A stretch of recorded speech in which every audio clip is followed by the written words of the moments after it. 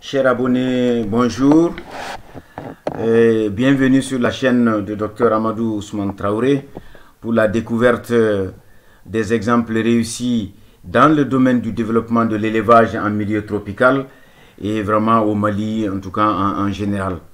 Nous avions prôné, nous avions exhorté, nous avions demandé à tous ceux qui évoluent dans le domaine de l'élevage des vaches, des moutons et des chèvres de pratiquer la culture fourragère. Donc cette petite vidéo pour vous dire qu'à près de 350 km de Bamako, un éleveur qui a suivi ses conseils a installé 1 hectare d'herbe à éléphant à partir des boutures issues d'une ferme, d'un élevage en tout cas de Kassela tout simplement, et les résultats sont en tout cas vraiment extraordinaires. Donc sachez tout simplement que la vache a besoin de 25 kg d'herbe brute par jour, donc soit 750 kg d'herbe par mois et près de 9 tonnes par an.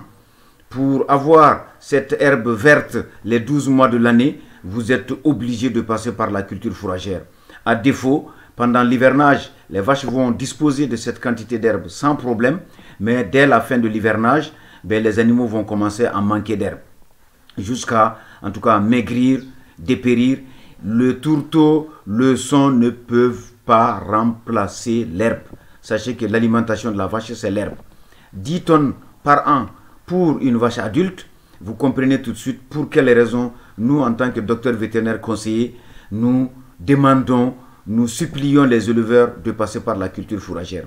Dans tous les pays développés qui produisent suffisamment de lait, qui produisent suffisamment de viande, en tout cas de bovins, d'ovins et de caprins, sachez que voilà, ce système existe. On ne peut pas élever sans en tout cas avoir cette culture fourragère. Ici, vous avez l'herbe à éléphant qui peut faire jusqu'à 6 mètres de hauteur à partir d'une bouture que vous aviez tout simplement plantée.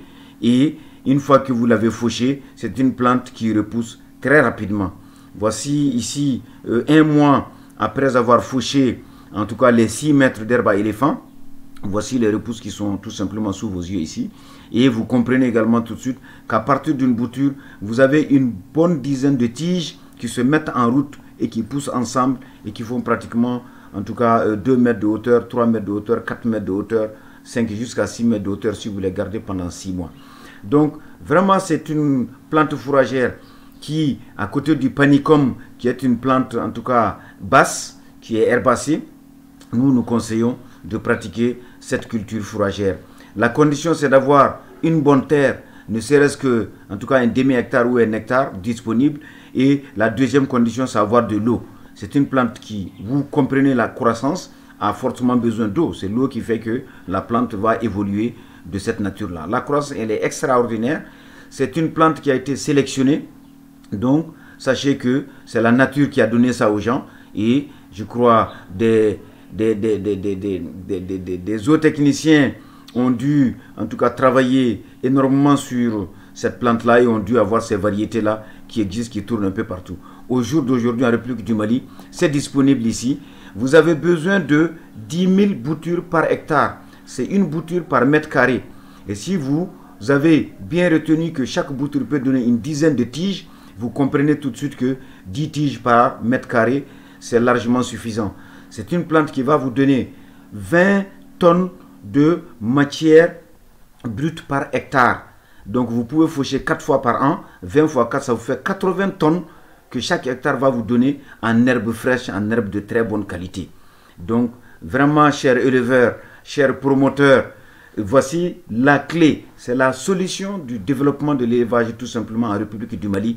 Si nous voulons que notre élevage prenne de l'envol, notre élevage nous donne de la viande de bonne qualité les 12 mois de l'année, du lait en grande quantité et en qualité aussi, il n'y a qu'à diffuser, à multiplier, à vulgariser en tout cas cette pratique. Donc vraiment, c'est encore une fois de plus pour vous dire qu'il n'y a pas qu'à Bamako que les gens réussissent dans ce système-là. Les gens le réussissent un peu partout, en tout cas sur les conseils. Ça fait une bonne dizaine d'années que cela a commencé. Nous, ça fait plus de 25 ans que nous conseillons de pratiquer cette culture fourragère. Dieu merci, ça commence en tout cas à prendre de l'ampleur. Vous avez vu à 2 mois d'évolution, cette plante, elle est très souple, elle est très fine, elle est agréable à consommer pour la vache et c'est le moment où l'herbe est la plus riche en protéines, la plus riche naturellement en énergie. Donc c'est pendant cette période qu'il faut faucher, hacher en brindilles de 5-4 cm et les mettre dans un sac hermétique, le sac dans lequel l'air ne pénètre pas. C'est ce qui permet tout simplement de faire l'ensilage parce que c'est une plante qui est riche, c'est une plante qui a du sucre, qui a beaucoup de glucose. C'est la raison pour laquelle elle va fermenter et quand ça fermente, ben ça va tout simplement vous donner ce qu'on appelle l'ensilage. C'est de l'herbe qu'on peut conserver pendant 2 ou 3 ans lorsque le sac reste en tout cas hermétique. Donc vraiment chers abonnés encore, une fois de plus, voici cette petite vidéo dans la continuité des choses pour vous dire que travailler dans ce sens-là, vous serez autonome. 70 à 75% des charges courantes d'une ferme sont constituées par l'alimentation. Si vous avez 1 hectare d'herbe à éléphant, vous êtes tranquille, vous allez nourrir vos 20-25 vaches les 12 mois de l'année avec de l'herbe verte, avoir du lait, avoir de la viande, avoir des veaux.